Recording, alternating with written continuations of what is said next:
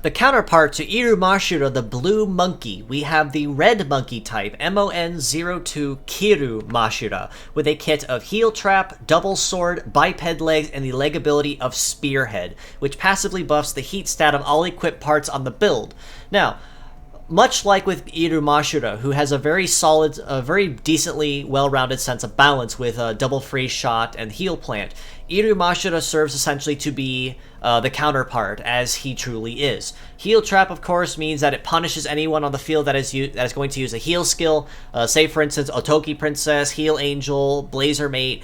Once that Heal Trap is in place, any skills that they attempt to use will be punished, meaning that they'll be taking passive-aggressive damage every turn they try to help someone else out, potentially doing their own selves in, no less.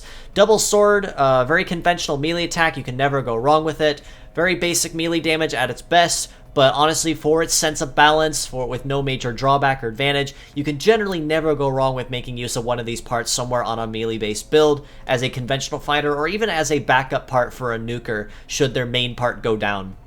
Leg ability Spearhead honestly is pretty nice too, as it means that Kiru Mashira will be running just a little bit faster across the field during his heat phase, meaning that he's going to have that chance to outrun somebody to the line and make that swipe faster, an attempt to maybe trip someone up before they have a chance to do anything. As a pure set score, I'd rate about a 6 out of 10.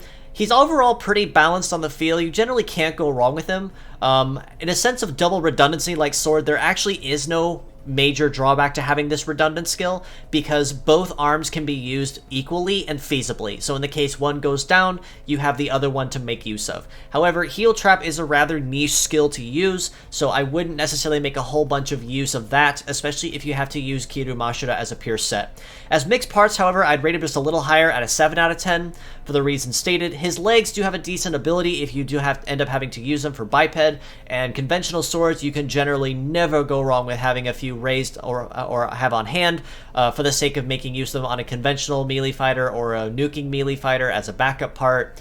But definitely worth picking up for the sake of, and just raising for the sake of having them just in the case that you do need them.